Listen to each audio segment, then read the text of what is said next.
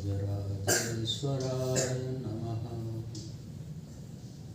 श्री गुरुदेवाय नमः।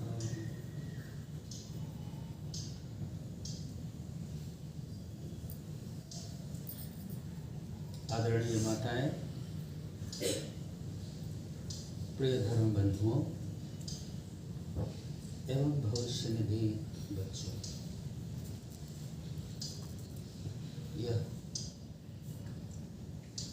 साधना और सेवा का जो कार्यक्रम आश्रम में चल रहा है, देख करके बहुत ही प्रसन्नता है। इसके साथ ही साथ आपके प्रति प्रेम में अपार प्रेम भी हमारे हृदय में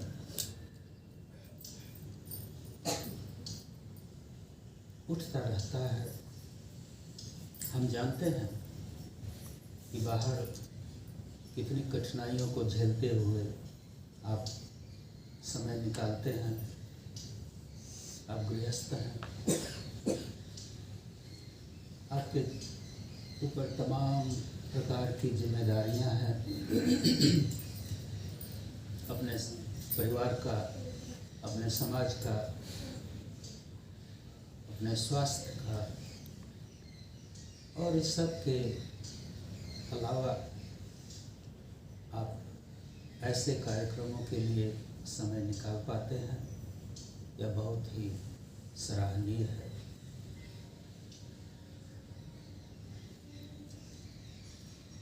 आश्रम में कोई क्यों आता है?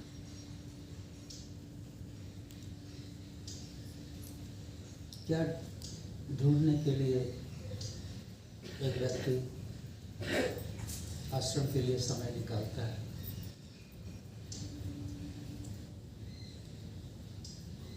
उस सब के पीछे वह अपने अभ्यंतर में जो बैठी शांति, पीस, उसी को सब कोई तलाश रहा है कि हमारा अभ्यंतर शांत हो, पवित्र हो। कहीं न कहीं इसकी भावना तो छिपी रहती है, तभी आप इस तरह का समय निकाल पाते हैं।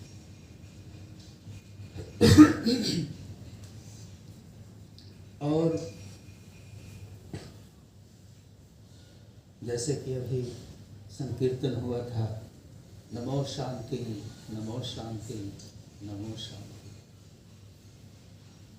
उस शांति को भी हम प्रणाम करते हैं जो अपने अभ्यंतर में है, कहीं बाहर की चीज नहीं है। वह शांति आपके अभ्यंतर में है। कस्तूरी कुंडल बसै, मृग ढूंढे बनवार। और कस्तूरी तो उसके हृदय हिरण के नाभि में है, और उसकी जो सुगंध उठती है, उस सुगंध से वह उन्मत्त होकर के चारों तरफ जंगल में, इस झाड़ी के नीचे, उस झाड़ी के नीचे, उस पेड़ के नीचे, उसको खाने दौड़ता है। वह कस्तूरी, वह शांति तो आपके अभ्यंतर में है।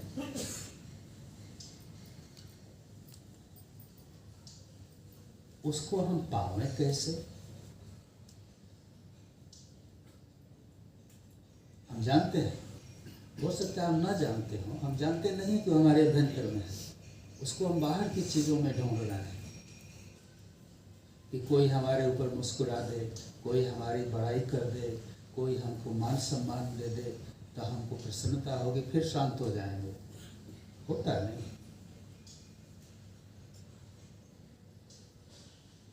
कोई दूसरा मान सम्मान दे दे, पुरस्कार कर दे दे, वो तो जैसे आकाश में बिजली चमकती है, वो चमकी फिर गई, फिर दूसरे चमक के लिए आप दौड़ रहे हो। तो वह शांति जिसको हम ढूंढ रहे हैं, पहला तो आपको जानना होगा कि आपके अभ्यंतर में। अब उसको पाने के लिए हम मंदिरों में जाते हैं, गुरु महाराज के यहाँ जाते हैं, इस साधु के यहाँ, उस साधु के यहाँ, यहाँ दौड़ो वहाँ दौड़ो वहाँ पूजा करो। उसी के लिए यह साधना का कार्यक्रम हमने कहा कि इसको शुरू करते हैं, क्योंकि साधना जो है वह उसी जो अपने अभ्यंतर में जो शांति है उसी की पूजा है।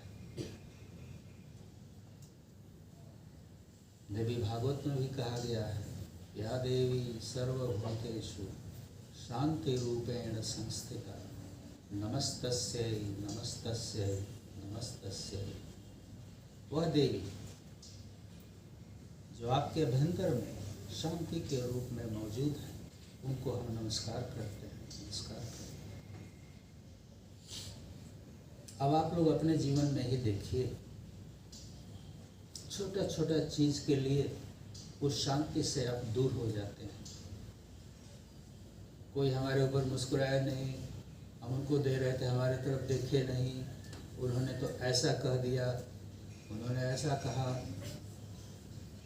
कौन क्या करता है उसे क्या लेना देना है। अगर अपने अभ्यंतर की शांति से हम विमुख हो जाते हैं तो उसे क्या फायदा। छोटा छोटा चीज़ों के लिए हम उसी से दूर हो जाते हैं जिसको कि हम नमस्कार करते हैं।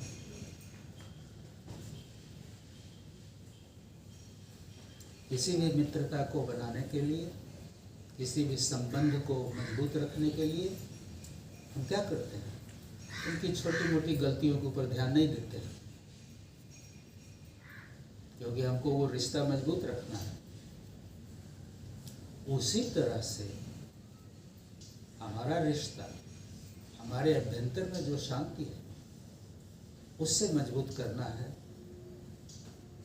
कि दूसरे का छोटा मोटा उनका जो है उसके चलते हमारा ये संबंध खराब ना हो जाए अपने से। तो कोई अगर कुछ ऐसा बोल भी देता है जो आपको सुनने में प्रिय नहीं है, तो उसको भी एक तरह का त्याग ही मानना चाहिए कि छोड़ो, हम अपने भीतर की जो शांति है उसे विमुख नहीं होंगे, छोड़ो, उनको जो कहना है करें।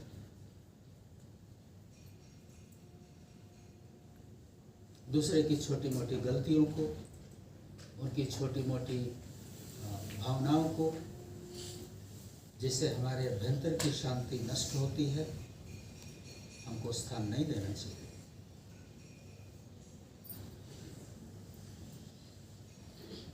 अपने अभ्यंतर में सहने की शक्ति हो, क्षमता, यह भी एक हमारा आभूषण है। सहनशीलता एक आभूषण है। दया, करुणा, क्षमा, शील, शालीनता, ये सब व्यक्ति के आभूषण हैं। कितना बढ़िया कपड़ा पहन ले, गहना से लद जाए, लेकिन वाणी में कटुता है, दूसरे का अच्छाई देखी नहीं जाती है, तो महादरिद्र आदमी। व्यक्ति की सुंदरता उनके आचरण से, उनके व्यवहार से, उनके चिंतन से होती है, न कि उनके पास कितना है, कैसा कपड़ा पहनते हैं, कैसा गहना पहनते हैं, कैसा परफ्यूम मार के चलते हैं, वो सब से नहीं होता है। उनके व्यवहार से होता है, और वही व्यवहार ही देवी के स्वरूप हैं हमारे शरीर में। दैवीय गुण है, जो दैवीय गुण है वही ईश्वर का प्रकाश है।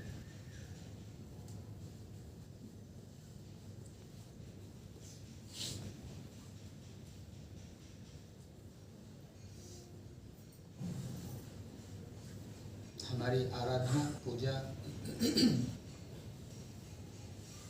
ज़्यादा टेंट घंट का नहीं है, घंटी बजाना, माला फूल ले जाना, ये करना वो करना। असली पूजा तो व्यवहार की पूजा होती है। हमारा व्यवहार कैसा है, एक दूसरे के प्रति हमारा चिंतन कैसा है।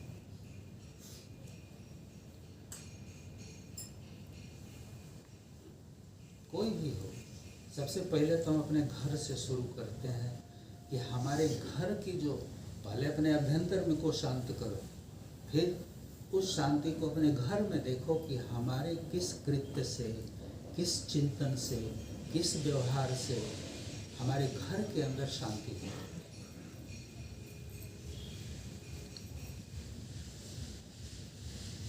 कलह होता है घरों में, छोटा छोटा चीज लेके।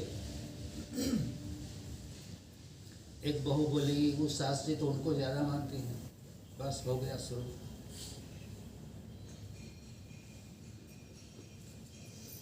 होता है थोड़ा अप डाउन तो होता है, सास है वो मनुष्य है, किसी को थोड़ा ज़्यादा मानती है, किसी को थोड़ा कम मानती है। एक थोड़ा ज़्यादा सेवा करती है, एक थोड़ा कम करती है। कभी कभी ऐसा होता है जो ज़्यादा सेवा करती है उसी को प्रताड़ित करती है, जो एकदम से थोड़ा हाई फाई है, थोड़ा चाय भी नहीं देती उसी को मानती है। तो होता है, व्यक्ति है, उसकी कमजोरियाँ होती हैं।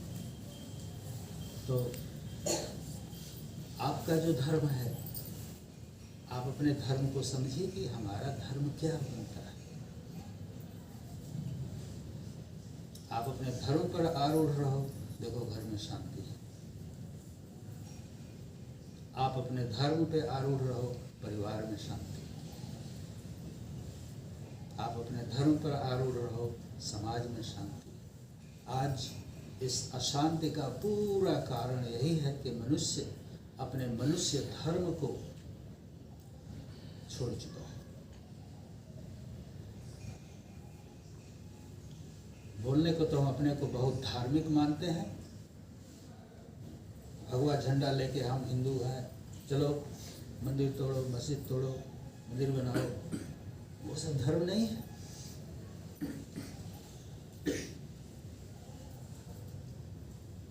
आपका धर्म असली ये है कि आपका जिस स्थान पे है, जिस व्यक्ति के साथ हैं, उनके साथ आपका क्या धर्म है।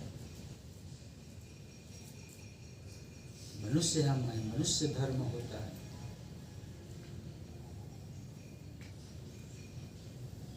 एक दूसरे के प्रति भाईचारे की प्रवृत्ति हो समाज में, नारी के प्रति मातृभावना हो,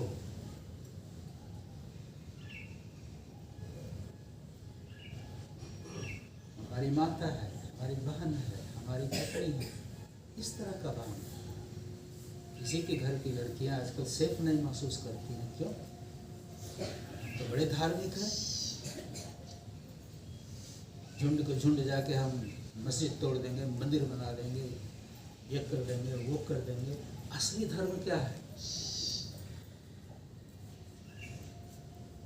क्यों आपकी बहू बेटी सेफ नहीं है शहर में? उनके माता पिता कौन है? उनको कौन सा आदर्श उन्होंने दिया है? क्या चरित्र दिया है? ये सब हम लोगों का धर्म है कि हमारे घर में जो बच्चे हैं उनको हम अच्छा संस्कार दें। उनके सामने भी ऐसा टीवी चला के न देखें जिससे कि वो देख करके उनको लगे अश्लीलता, उनके आँख के सामने हमारे घर में हम न देखें।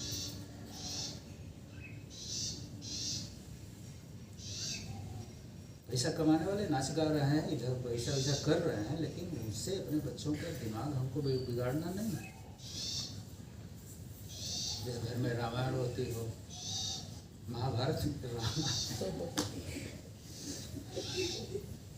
रामायण होती हो, अच्छा संस्कार हो, माता पिता को भी चाहिए कि बच्चों के सामने ऐसे चित्रों को, ऐसे चीज़ों को न देखें।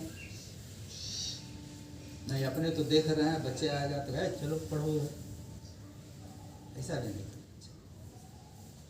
आप माता पिता हैं, आपके बच्चे हैं, आपका एक आदर्श होना चाहिए कि उनके सामने आप एक दूसरे से कैसे बात करते हैं, पति पत्नी से कैसे बात करता है।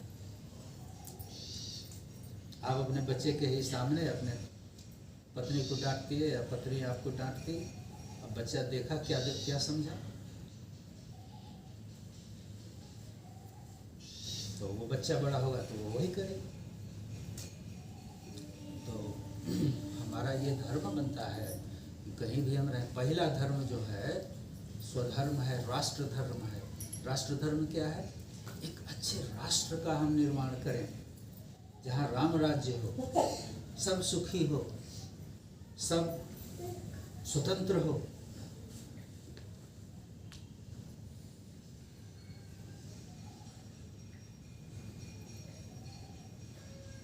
सब सेफ हो, सुरक्षित हो, किसी को भय न हो। हम भयाक्रांत हैं आज, छोटा छोटा चीज भी रखते हैं तो अरे को चुराने ले जाए।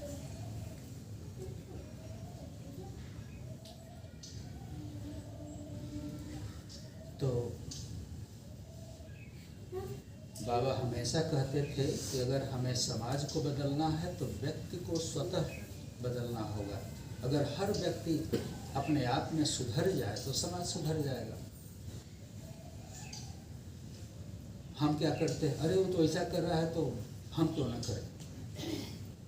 प्रवृत्ति ऐसी होती है, वो ऐसे कर रहा है तो हम क्यों नहीं करें। आपको तो सोचना चाहिए वो ऐसा कर रहा है, हम वैसा क्यों करें। अगर वो ठीक नहीं है, अगर वो गलत है तो वैसा हम क्यों करें।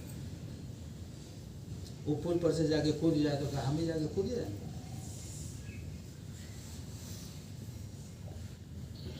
तो हमें अपने आप की पूजा करना पहले सीखना होगा। यही है अपनी पूजा, अपने आत्मा राम का पूजा, अपने अंदर का जो देवता है उनकी पूजा यही है कि हम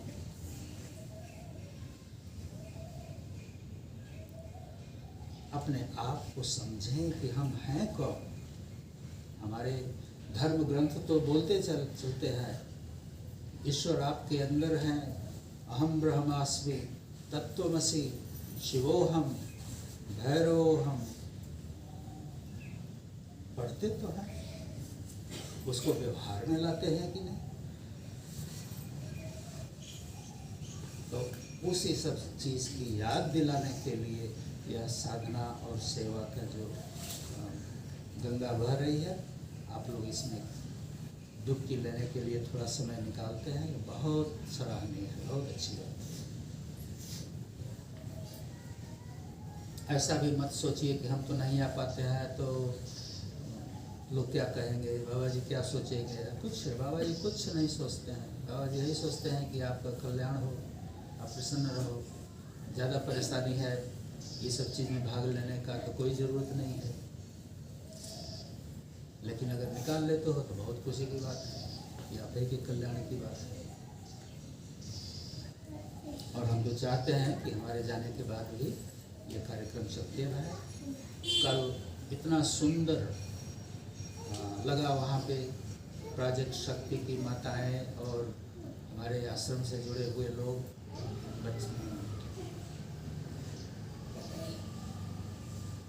उस पार गए सेवा के लिए।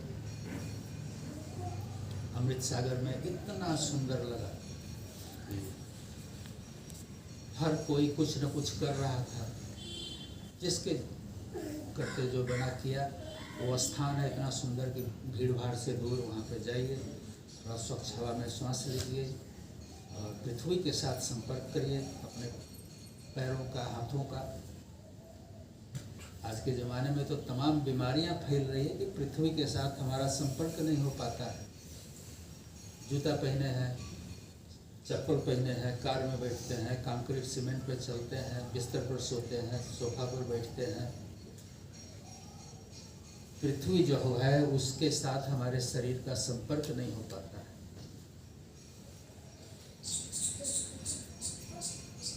और उसी के चलते तमाम बीमारियां हमारे यहाँ पैदा हो रही हैं। नंगे पांव थोड़ा देर तक जमीन पे चलने से भी शरीर की तमाम बीमारियां चली जाती हैं। लेकिन हम क्या करेंगे, कंप्यूटर लेके बैठे रहेंगे, दिन रात बैठे रहेंगे, सर दर्द करेगा तो टिकिया खा लेंगे, फिर लगेंगे।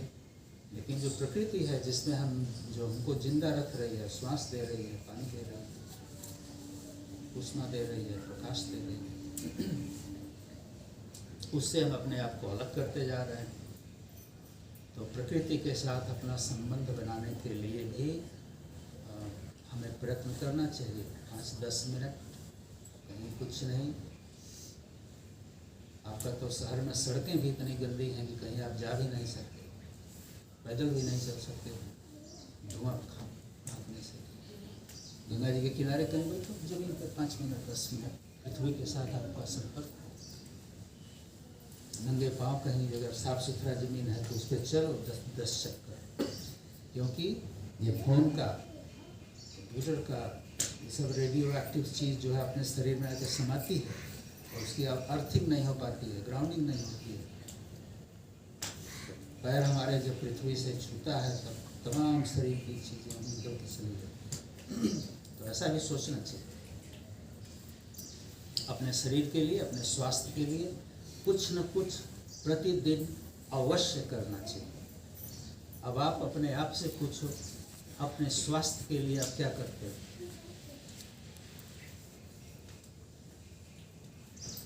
अपने स्वास्थ्य के प्रति आप कितने जागरूक हैं?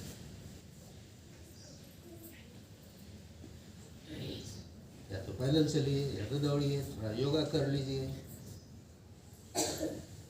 एक्सरसाइज, किसी के किसी रूप में थोड़ा एक्सरसाइज होना चाहिए। जब आपका शरीर स्वस्थ होगा तभी आप ध्यान, धारणा, पूजा कुछ भी कर सकते हैं। जब शरीर स्वस्थ नहीं हो तो क्या करें?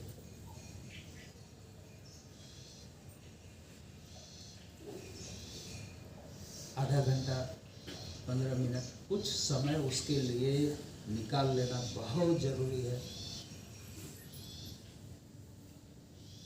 कुछ करिए, जो भी आपके मन में आवे लगे तो करिए, क्योंकि आप कुछ करते हैं तो उसका मैसेज आपके शरीर में जाता है भीतर कि आप कुछ कर रहे हैं। बस इतना सोचने से भी कि आप कुछ कर रहे हैं, आपके शरीर में की जो वह स्वतः को स्वस्थ रखने की जो क्रिया है वो प्रारंभ हो जाती है। अगर आप कुछ करते नहीं हैं तो नेगेटिव फीलिंग होती है। वो नेगेटिव फीलिंग, अरे हम तो कुछ नहीं कर रहे हैं, वो धीरे धीरे बहुत बड़ा बाल बन जाती है। फिर एकदम से आदमी नम हो जाता है कि अरे चलो वो नहीं होने वाला, अच्छा तो गुरुगप्पा और खाओ। तो अगर आप कुछ करने लगेंगे तो जो चीज़ें आपके स्वास्थ्य के लिए अच्छी नहीं है उसको देखेंगे, मन तो करेगा लेकिन कहेंगे ठीक है लेकिन आज नहीं करेंगे, तो छोड़ दिया तो छोड़ दिया। तो अगर आप अपने आप के प्रति अच्छा महसूस करते हो तो देखो सब चीज़ आप अच्छा चुनोगे। अगर बुरा अगर महसूस नहीं हो रहा है तो जितनी बुरी चीज़ें हैं उसी की तरफ आपका ध्यान ज़्यादा जाएगा। करना कोई बड़ी चीज़ नहीं है। आप लोगों को तो कहानी बताते हैं। एक तो डॉक्टर थे यूएस में, हमारे पास आते थे। तो एक दिन वो आए, बोले कि बाबा जी मन करता है कि अब हम कुछ करें अपने लिए, लेकिन करने का एकदम से इच्छा नहीं होता है। पहले हम बहुत करते थे, ध्यान करते थे, यहाँ तक कि हम घूमने गए थे तो भगवान बुद्ध का खूब इतना बड़ा सा मूर्ति ले आके अपने ऑफिस के ठीक दरवाजा के सामने उसको लगाए, उनका खूब पूजा करते थे। लेकिन अब जाते हैं ऑफिस तो उनके तरफ देखने का भी मन नहीं करता है। आँख छुपा के निकल जाते हैं अपना दरवाजा खोल के ऑफिस। तो कैसे करें, क्या करें? हमने कहा कुछ मत करिए, बस इतना करिए कि कल आप अपना कार जब में से निकलते हो, झाड़ियाँ हैं उसमें से एक तो फूल तोड़ो और वही मूर्ति के सामने खड़ा होकर के 1 सेकंड के लिए फिर वो फूल उनके चरणों में रख के उनकी आंखों में देख के मुस्कुरा दो। बस इतना करो। 1 हफ्ते के बाद वो आए, कहे बाबा जी हम अपना ध्यान मेडिटेशन फिर से प्रारंभ कर दिए हैं। नहीं, उसके पहले आँख छुपा के घुसते थे, देखने का नहीं था, लेकिन बस वही खड़ा होकर। तो कोई चीज़ नया शुरू करना बड़ी चीज़ नहीं है, बस आपको शुरू कर देना है। कहा गया है आप एक पग उस दिशा में लेते हो तो भगवान आपके 10 कदम लेता है। तो जो भी चीज़ आप शुरू करना चाहते हैं आप अपने स्वास्थ्य के प्रति, उसको बस खाली शुरू कर दो। और देखो मौसम भी अच्छा है, सब कुछ है अच्छा। हम ज़्यादा आप लोगों से का समय नहीं लेंगे, लेकिन यही कहना चाहते थे कि ये आपका जो हमारा परिवार छोटा है, हमारा आश्रम ज़्यादा भीड़ भाड़ वाला नहीं है, और हमको ही बड़ा अच्छा लगता है। भीड़ में तो भेड़ चलती है, एक एक आदमी जो हम हैं, हम जिसको सबको देख रहे हैं, हम सबकी कहानी जानते हैं, सबसे कुछ न कुछ वार्तालाप हुआ है। कितने आश्रम और मठ ऐसे हैं जहाँ के बाबा जी सबको जानते हैं। तो हम आप सबको जानते हैं, आप सब के प्रति हमारे हृदय में अति स्नेह है, और हम चाहते हैं कि आपका जीवन स्वस्थ हो, आप प्रसन्न रहें, छोटा परिवार सुखी परिवार। अच्छा, इसी के साथ हम अपने वाणी को विराम देंगे। आपके अभ्यंतर में बैठी हुई उस परम शक्ति जो शांति के रूप में है, उनको प्रणाम करते हैं, और आपसे ये निवेदन करेंगे कि आगे आने वाले हफ्ते में करीब 1 हफ्ता का अपने को टाइम दो। जब भी आपको किसी भी चीज़ से कष्ट होता है, छिड़क होती है, मन में कुछ क्रोध उत्पन्न होता है, उसको तुरंत निकालो मत, उसको भीतर रोको और अपने आप से कहो कि इसके पीछे हम अपनी शांति को भंग नहीं करना चाहते, इसको हम स्थान अपने हृदय में नहीं देंगे। कोई आपको कुछ देना चाहता है, आप नहीं लेंगे तो क्या होगा? उन्हीं के पास रह जाएगा। तो ऐसा है, जो चीज़ वो आपको देने का प्रयत्न कर रहा है, आप उसको स्वीकार नहीं कर रहे हैं, इसलिए नहीं कर रहे हैं कि आप अपने अभ्यंतर में बैठी हुई उस शांति की से दूर नहीं होना चाहते। तो इसका अभ्यास करिए आप अगले हफ्ते में। एक बार भी अगर अपने आप को पकड़ लिए तो कम से कम उसका स्वाद मिल जाएगा आपको। ठीक, आइए सब कोई सीधा बैठ जाइए क्षण के लिए।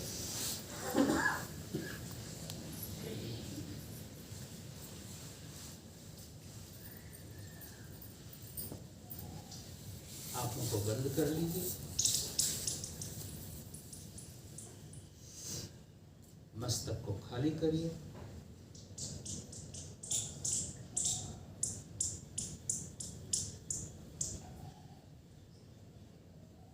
एक सुंदर सा फूल खिलता हुआ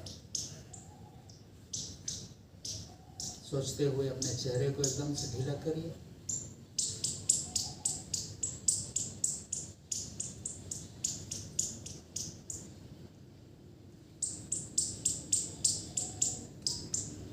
आपकी श्वास जहाँ है वहीं एक क्षण के लिए रोक लीजिए।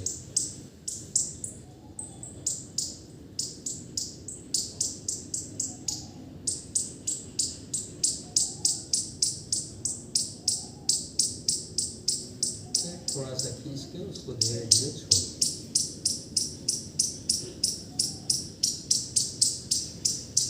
एक बार और लंबा सा सांस खींचिए,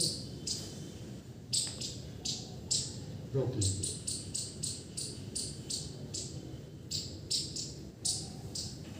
आपकी आंखें एकदम से शिथिल हैं, शांत हैं, ध्यान तीसरे नेत्र पे है।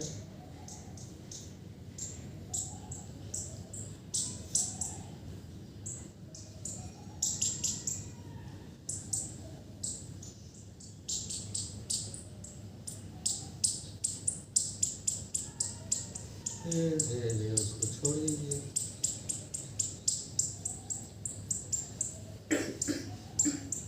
अपने ध्यान को तीसरे नेत्र पर ही लगाए रखिए। फिर लंबा सा सांस खींचिए।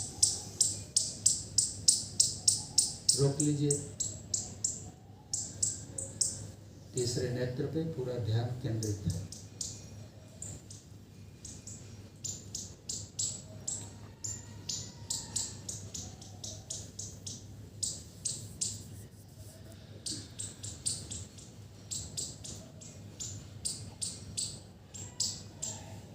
सांस रोके हैं तो देखिए आपका हृदय का धड़कन भी हो रही है, ध्यान मस्तक के मध्य में है, कितना सुंदर लग रहा है। फिर धीरे धीरे श्वास को छोड़ दीजिए। देखिए अपने शरीर में कितना बढ़िया अनुभव हो रहा है, जैसे कोई तरंग उठ रही है नाभि से, पूरा हृदय चल रही है।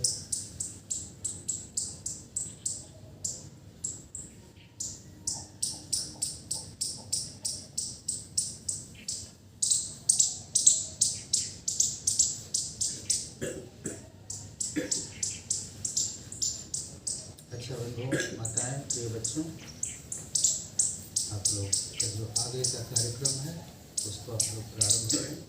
इसी के साथ ओम हर हर महादेव नमः।